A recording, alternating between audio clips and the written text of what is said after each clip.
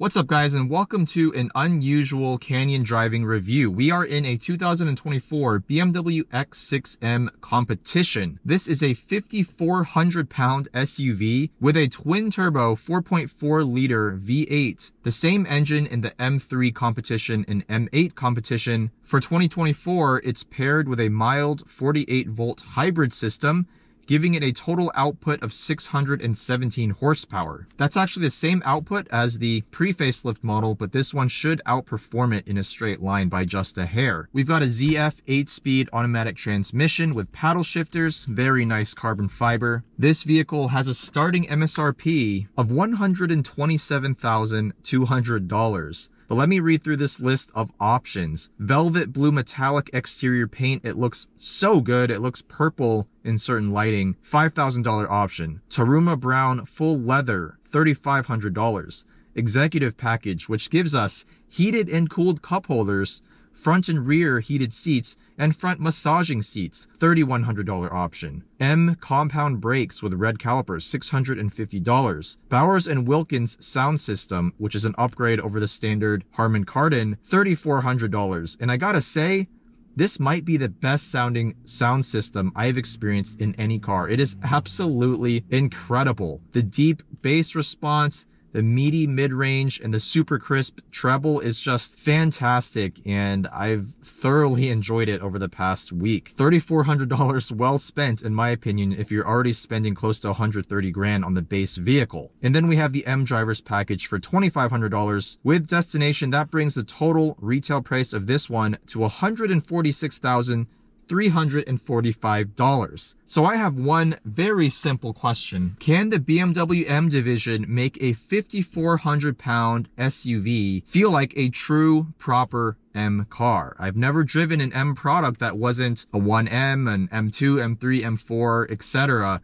So I'm very curious to see if the M division's engineering expertise can apply to an SUV. Now, like I said, this is a facelifted model for 2024, so the front and rear bumpers are a bit different, but overall it's still very much an X6, and that is a good or bad thing depending on who you are. For me, I much prefer the exterior design of the X5M, which is basically the same car mechanically, but you get a lot more space in that back end versus this X6, which has a sloped rear roofline. That makes rear passenger headroom a bit of a challenge in this vehicle versus the X5M, but I did use this to haul wheels and tires last night, and it did the SUV job perfectly well. In terms of M performance goodies, adaptive dampers with 3 different settings: Comfort, Sport, and Sport Plus. We have electric power steering, which has a comfort mode and a sport mode. Brake-by-wire, so that has adjustable settings as well, comfort versus sport. And M differential, so we do have torque vectoring with this 4-wheel drive system. So with that said, let's take this X6M competition for a rip on my favorite canyon road and see if it truly is an M car, or is it just a $146,000 flex. Nice aggressive startup from this twin turbo V8. So one thing I find pretty cool is the fact that this has the gesture control. This is iDrive 8.5. I've set it up so that 2-finger point shows me the different options for the displays. We're gonna use sport here. And then if I do this, we have the setup. So I already have my custom setting set to the M2 button. You have an M1 and M2. And in my setting, I have engine in Sport Plus, chassis, steering, and brake in Sport. This does ride very, very firmly, and I would say too stiff in Sport Plus. This has 21-inch front wheels with a 295 section width PS4S tire and a 22-inch rear wheel with a 315 section width tire, which means this vehicle does not ride all that well. It has a good damped feeling to the suspension. I can tell the hardware is very nice, but there's just no getting around that huge of a wheel and tire setup with a very thin profile tire. Very quick steering ratio.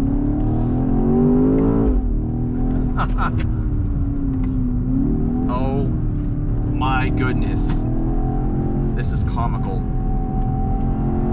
Oh, the sun is right in my eyes too. Not the best thing when driving a massive SUV with 617 horsepower. Oh my goodness.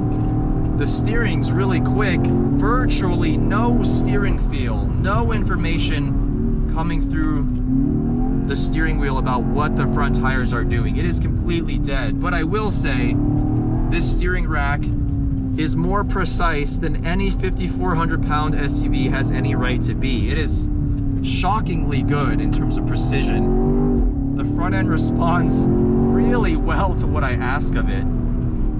It is such a hugely different experience from the Ford Raptor R that I drove just a week or two ago. Lots of grip from these huge PS4S tires. This ZF 8-speed automatic, it's the gold standard in torque converters for a reason. This application in the X6 M, it works so well. It's quick, it's smooth, it gives you really nice and punchy upshifts. Why is this so good?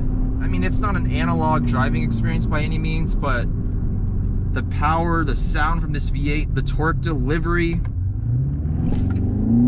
Oh my.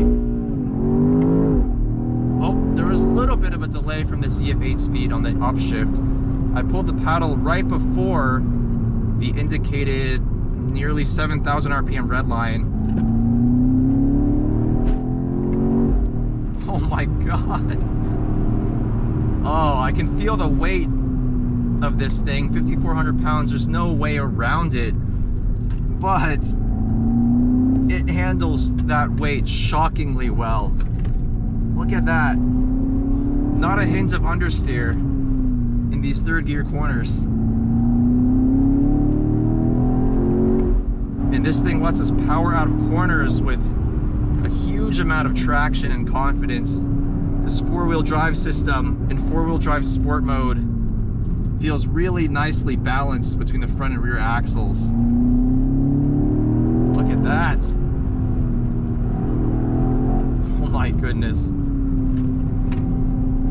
Grip for days. Gives me the downshift right when I want it.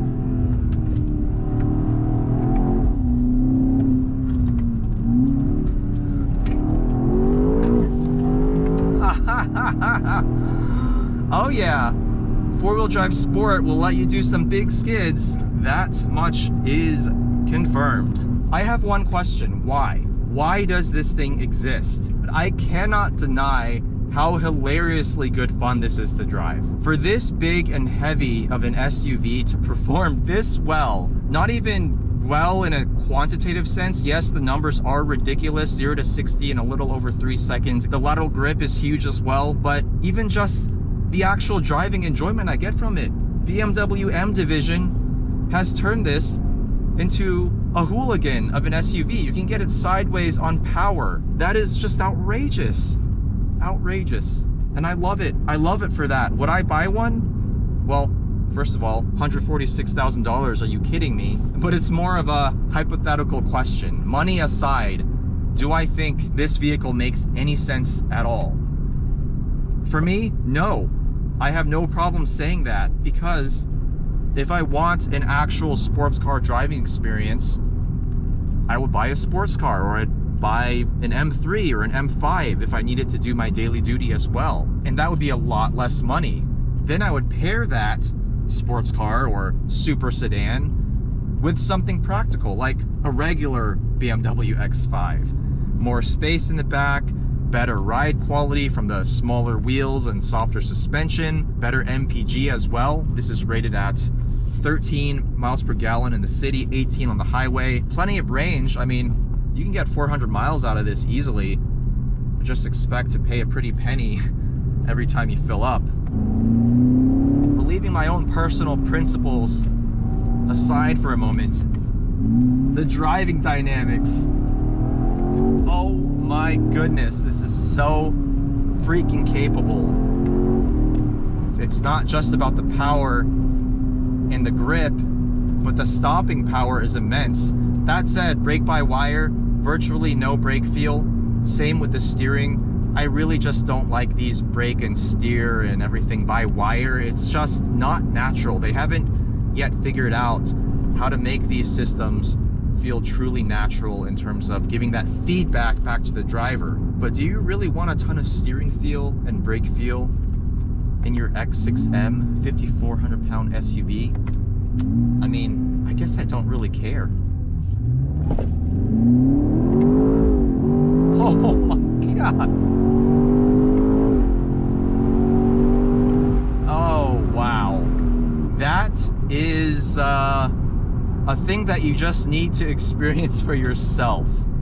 Because I'm sitting so high up. I mean, I do have the seat almost as low as it'll go, yet we just accelerate so quickly and this transmission responds so well. I would say it's 80% perfect.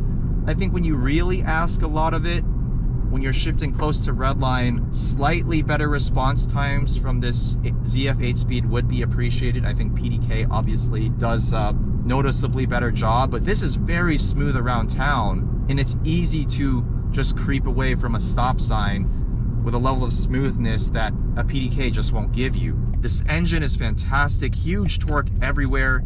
It really does feel like a V8 version of a B58 or S58 engine. And that is to say it has really good low-end response, but it still likes to rev out to almost 7,000 RPM.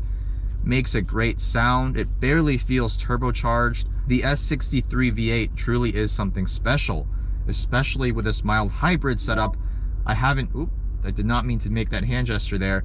I haven't driven the pre-facelift model with just the V8 and no hybrid system, but this one really does a good job. I think that torque fill does make it extra responsive. What can I say about the chassis? Well, like I said, the steering and brakes are completely dead, but they do work very well. This front end responds to my little inputs mid-corner in a way that, again, a 5,400 pound SUV shouldn't be able to do. The suspension, while it doesn't quite work for me on the road, like I said, it is a little bit too stiff paired with these massive wheels. Out here in the canyons, it does a very commendable job. It doesn't feel like a super sedan, like an M5 or an M3 or anything of that sort. The cornering speeds still are going to be a lot lower. You just can't get around that weight and high center of gravity, but the suspension does about as good of a job as I think it can in keeping the overall body controlled mid-corner.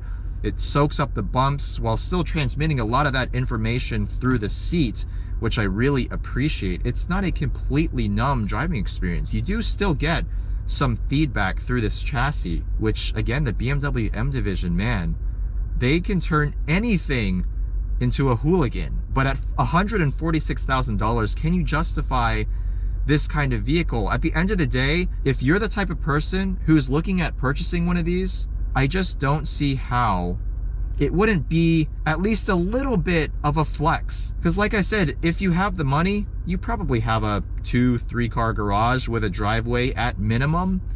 And in which case, if you really care about driving dynamics, like I said, you'd go for an M3 or maybe even an M2 and pair that with something like a regular X5. But there's still something just inherently impressive about the fact that this does what it does. I hauled a bunch of stuff in it yesterday. My fiance even was super impressed with the interior. This absolutely does feel like a $146,000 interior. The build quality is on another level. Carbon fiber everywhere. I actually quite like iDrive 8.5. I think it is a noticeable improvement over iDrive 8. It's more intuitive. Everything feels so well crafted. My only complaint, we have less than 3,000 miles on this press vehicle, and I've already noticed a very subtle squeak from sort of this area. Maybe it's this B-pillar here. It reminds me of the squeak that I had in my old 2003 540i E39. But let me know in the comments what you think about the X6M. I think for my money, X5M, if it feels the same dynamically as this and costs less, it's a no-brainer, because I think the X5M looks way better from the side and rear profiles. Anyways, guys, a big shout out to BMW for providing me with this X6M for the last week. Thank you guys for watching. Let me know what you think of this vehicle down in the comments, and I'll see you in the next one.